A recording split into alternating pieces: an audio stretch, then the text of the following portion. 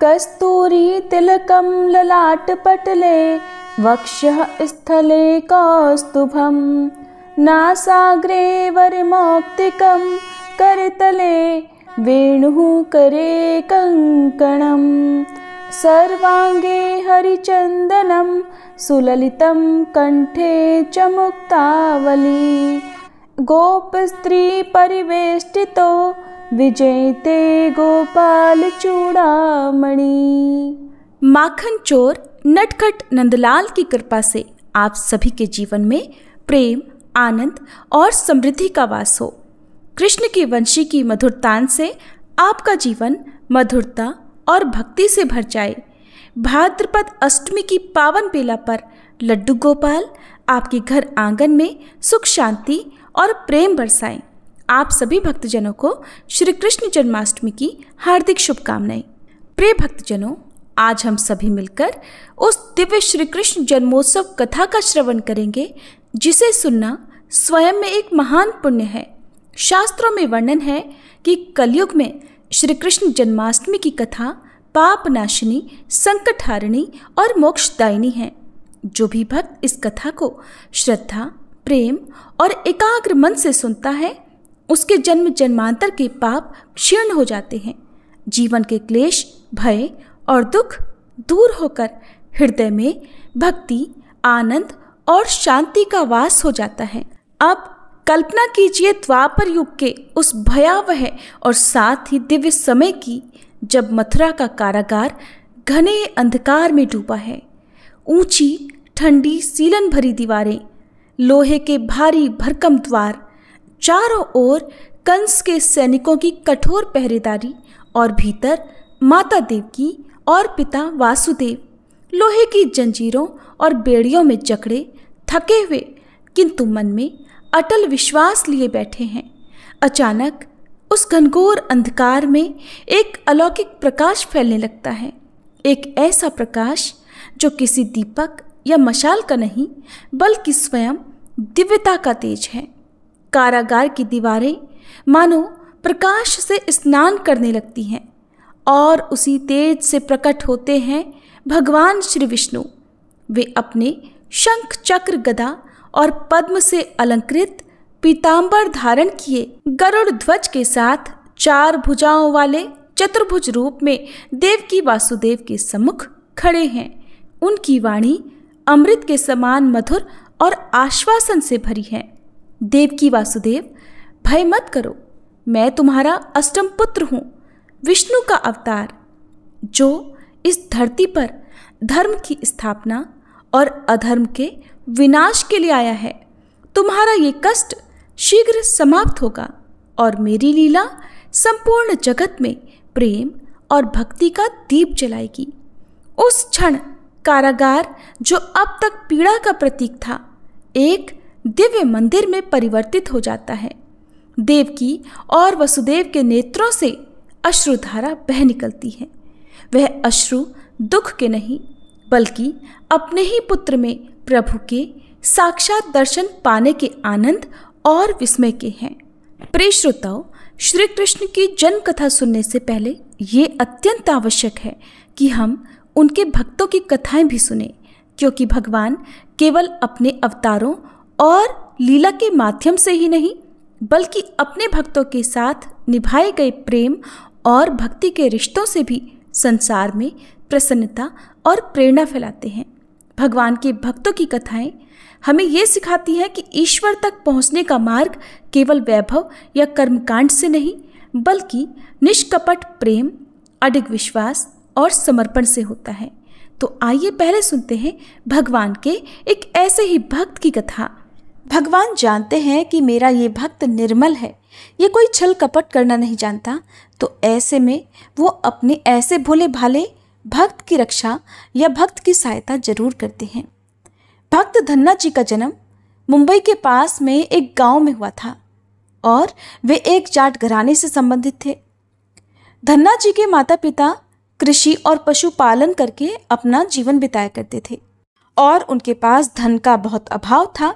जैसे ही धन्ना बड़ा हुआ, उसे भी पशु चराने के काम में लगा दिया। अब वह हर दिन अपने पशुओं को चराने के लिए दूर जंगल में जाने लगा। गांव के बाहर ही कच्चे तालाब के पास में एक ठाकुर जी का मंदिर था, जिसमें बहुत सारी ठाकुर जी की मूर्तियां रखी हुई थी। लोग हर दिन वहां आकर श्रद्धा से माथा टेकते और कुछ भेंट दक्षिणा अर्पण किया करते। धन्ना पंडित जी को ठाकुरों की पूजा करते, स्नान करवाते और फिर घंटियां बजवाते रोज देखा करता। अल्प बुद्धि का होने के कारण वो कुछ भी समझ नहीं पाता था। एक दिन धन्ना के मन में आया कि चलो देखते हैं कि ये सब क्या होता है।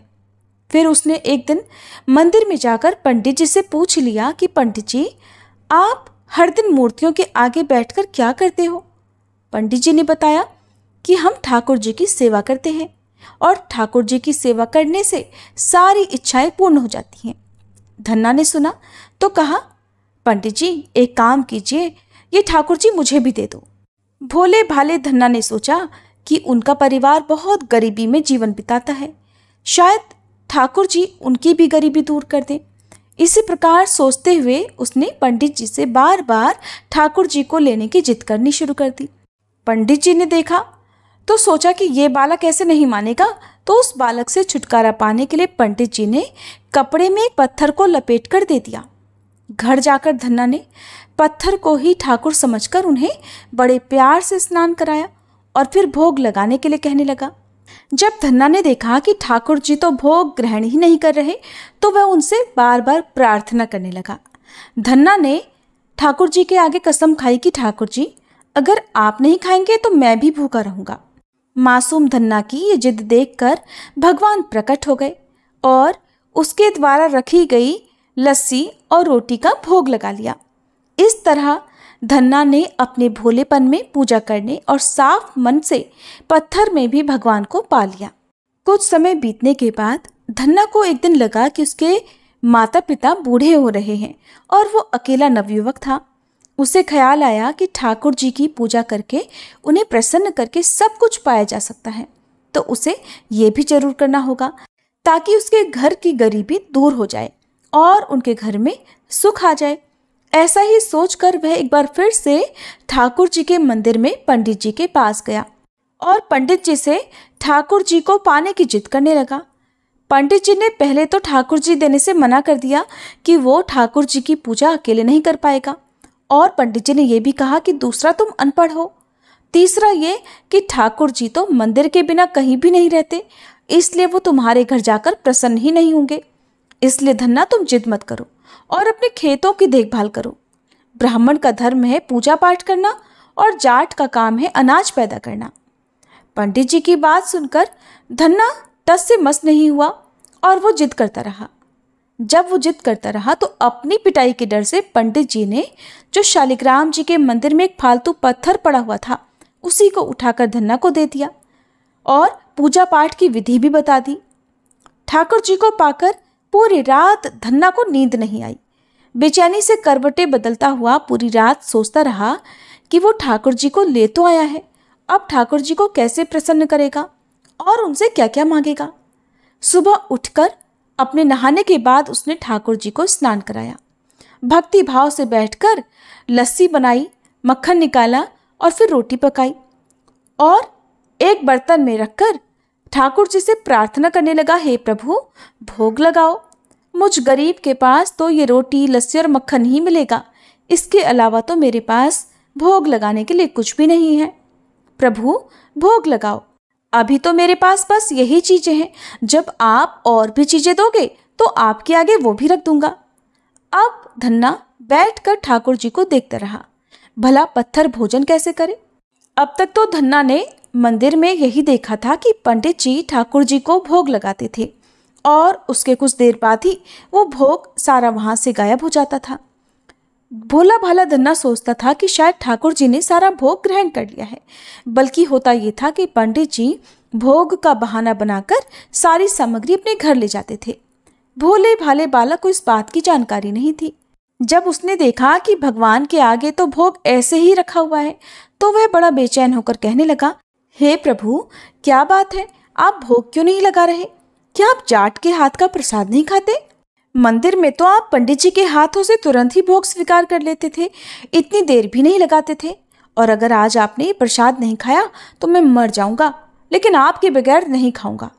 भगवान जानते थे कि ये मेरा भक्त तो बहुत निर्मल है, बिल्कुल भी छल कपट नहीं जानता।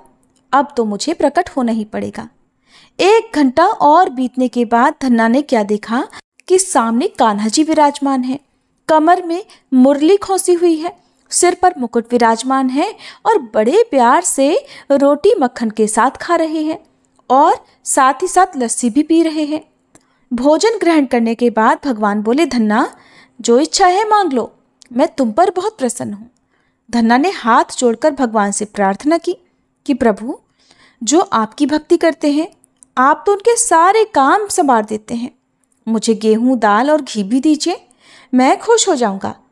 और अगर और भी अधिक देना चाहते हो तो जूता, कपड़े, 7 तरह के अनाज, गाय, भैंस, सवारी करने के लिए घोड़ी और घर की देखभाल करने के लिए एक सुंदर नारी भी मुझे दे दो। धन्ना के ये वचन सुनकर भगवान हंस पड़े और बोले, ये सारी चीज़ें तुम्हें मिल जाएंगी। भगवान बोले, और कुछ चाहिए तो बताओ। भगवान से धन्ना कहने लगा, प्रभु मैं जब भी आपको याद किया करूं, बस आप मुझे अपने दर्शन दे दिया कीजिएगा, और अगर मुझे किसी और बात की जरूरत हुई तो जरूर बताऊंगा। तथास्तु कहकर भगवान ने उत्तर दिया। फिर धन्ना बोला, प्रभु आज से ये धन्ना आपका आजीवन सेवक हुआ। इसके अलावा मैं अब अपनी जीवा पर किसी और का नाम नहीं लूंगा। धन्ना ये सारी वस्तुएं पाकर खुशी से पागल हो गया। उसने आंखें बंद कर ली और जब आंखें खोली तो देखा भगवान तो वहां पर थे ही नहीं, और बल्कि वहां पर पत्थर के वो शालिग्राम पड़े हुए थे जिनकी पूजा वह हर दिन करता था। उसने बर्तन में बचा हुआ प्रसाद खुद खाया और प्रसाद खाते ही उसे तीनों लोकों का ज्ञान हो गया। भगवान के दर्शनों के कुछ दिन बाद ही धन्ने के घर में सारी खुशी आ गई। उसका एक अमीर घराने में विवाह हो गया। उसकी बिना बोई भूमि पर भी फसल लहलहा गई। उसने जो जो चीज भगवान से मांगी थी वो सब कुछ मिल गई। इसी तरह से भगवान पर विश्वास रखकर बिना छल कपट किए, मन में कोई द्वेष की भावना रखे बिना अगर भक्ति की जाए तो भगवान बिना कुछ मांगे भी बहुत कुछ दे देते हैं। भगवान जानते हैं कि उनके भक्त को कब, क्या और कितना देना है। आइए अब श्री कृष्ण जन्माष्टमी की कथा में प्रवेश करें। द्वापर युग में भोजवंशी राजा उग्रसेन मथुरा में राज्य किया करते थे। उनका एक पुत्र था जिसका नाम था कंस, और अत्याचारी पुत्र कंस ने सिंहासन और राजपाट के मोह में आकर अपने ही पिता को गद्दी से उतार दिया और स्वयं मथुरा का राजा बन बैठा। कंस बहुत अत्याचारी राजा था।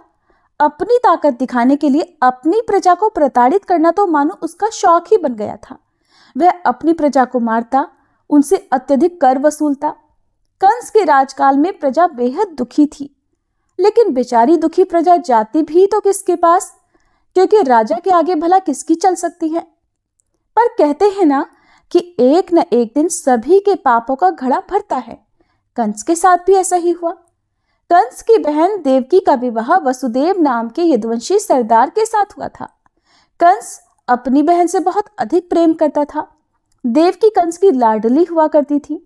देवकी जी का विवाह होने के बाद जब कंस उन्हें उनकी ससुराल पहुंचाने जा रहा था, तभी अचानक रास्ते में आकाशवाणी हुई। आसमान से आवाज आई कि हे कंस, अपनी जिस बहन देवकी को आज तू बड़े प्रेम से ले जा रहा है, उसी में तेरा काल बसता है। तेरी इसी बहन के गर्भ से उत्पन्न 8वां बालक तेरा वध करेगा। हालांकि कंस अपनी बहन से बहुत अधिक प्रेम तो करता था, लेकिन उसे अपने प्राणों और राजगद्दी का मोह भी था। जब कंस ने आकाशवाणी सुनी तो मृत्यु का भय उसे सताने लगा। प्रिय भक्तजनों, जन्माष्टमी की कथा से हमें ये भी सीख मिल जाती है कि राज्य सत्ता के मोहमाया में सगे संबंधी भी अपने नहीं रह जाते। तो चलिए अब जन्माष्टमी की कथा को आगे सुनते हैं। कंस ने तब सोचा कि अगर मैं देवकी को ही मार दूं तो देवकी की संतान जन्म ही नहीं ले पाएगी, और न ही फिर उसका काल कभी जन्म लेगा और न ही उसकी मृत्यु होगी। ये सोचकर वह तेजी से देवकी की ओर बढ़ा। तभी वसुदेव ने कंस को रोक लिया और कंस से कहा कि देवकी के गर्भ से जो भी संतान होगी मैं उसे स्वयं तुम्हें लाकर सौंप दूंगा, तुम देवकी को मत मारो। कंस को ये बात ठीक लगी। उसने सोचा कि उसके प्राणों को खतरा देवकी के 8वें पुत्र से है, ना कि देवकी से, इसलिए उसे मारने का कोई लाभ नहीं होगा और फिर वह पैदा होते ही देवकी के सभी पुत्रों को मार देगा, फिर तो काल भी उसका कुछ नहीं बिगाड़ पाएगा। ये सोचकर कंस ने वसुदेव की बात मान ली और मथुरा वापस चला आया, लेकिन उसने देवकी और वसुदेव को कारागृह में डलवा दिया। वसुदेव देवकी की एक एक करके 7 संतानें हुई और 7 को जन्म लेते ही कंस ने मार डाला। अब 8वां बालक होने वाला था।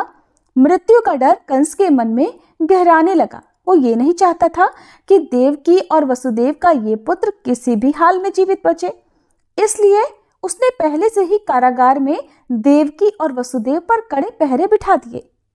उसी समय दूर नंदगांव में नंद जी की पत्नी यशोदा जी को भी बच्चा होने वाला था। जिस समय वसुदेव और देवकी को पुत्र पैदा हुआ, उसी समय संयोग से यशोदा जी के गर्भ से एक कन्या का जन्म हुआ, जो और कुछ नहीं बल्कि ईश्वर की रची हुई माया थी। कंस ने जिस कोठरी में देवकी और वसुदेव को कैद किया हुआ था, उसमें अचानक दिव्य प्रकाश उत्पन्न हुआ और उनके सामने शंख, चक्र, गदा, पद्म धारण किए चतुर्भुज भगवान प्रकट हो गए। तब देवकी और वसुदेव भगवान के चरणों में गिर पड़े। भगवान ने उनसे कहा कि अब मैं पुनः नवजात शिशु का रूप धारण कर लेता हूँ।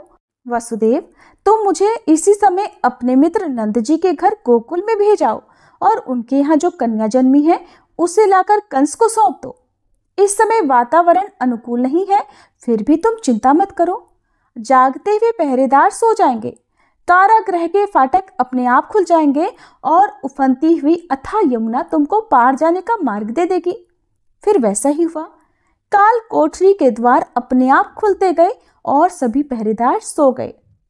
भगवान के कहे अनुसार वसुदेव उसी समय नवजात शिशु रूप श्री कृष्ण को सूप में रखकर कारागृह से निकल पड़े और अथाह यमुना को पार कर नंद बाबा के घर पहुंच गए।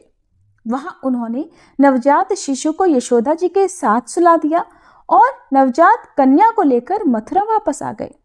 उनके वापस आते ही कारागृह के फाटक पहले की तरह बंद हो गए। अब कंस को सूचना मिली कि वसुदेव देवकी को बच्चा पैदा हुआ है। उसने बंदी गृह में जाकर देवकी के हाथ से नवजात कन्या को छीनकर पृथ्वी पर पटक देना चाहा, परंतु वह कन्या आकाश में उड़ गई और वहीं से कहने लगी, अरे मूर्ख, मुझे मारने से क्या होगा? तुझे मारने वाला तो कब का गोकुल में जन्म ले चुका है, वो जल्दी ही तेरे पापों का दंड तुझे देगा। और फिर इसके बाद भगवान श्री कृष्ण का पालन पोषण नंद बाबा और मैया यशोदा ने किया, जहां उन्होंने तमाम लीलाएं दिखाई, अपने भक्तों का, गोप गोपियों का मन मोहा और कंस के भेजे हुए असुरों का, राक्षसों का वध किया। उसके बाद भगवान श्री कृष्ण का जन्म जिस उद्देश्य से हुआ था, अर्थात उन्होंने कंस को मारकर समस्त संसार को उसके अत्याचारों से मुक्ति दिलाई। तो प्रिय भक्तजनों, ये थी श्री कृष्ण जन्माष्टमी की व्रत कथा। प्रेम से बोलिए श्री कृष्ण भगवान की जय, बांके बिहारी लाल की जय। आइए अब हम सभी मिलकर श्री कृष्ण की आरती गाएं। आरती कुंज बिहारी की, श्री गिरिधर कृष्ण मुरारी की। आरती कुंज बिहारी की, श्री गिरिधर कृष्ण मुरारी की।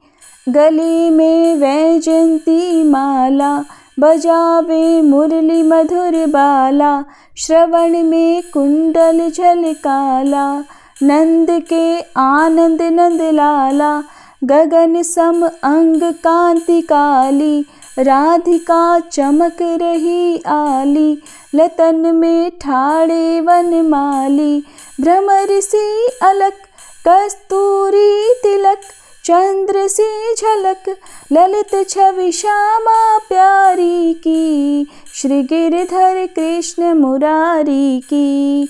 आरती कुंज बिहारी की, श्री गिरिधर कृष्ण मुरारी की।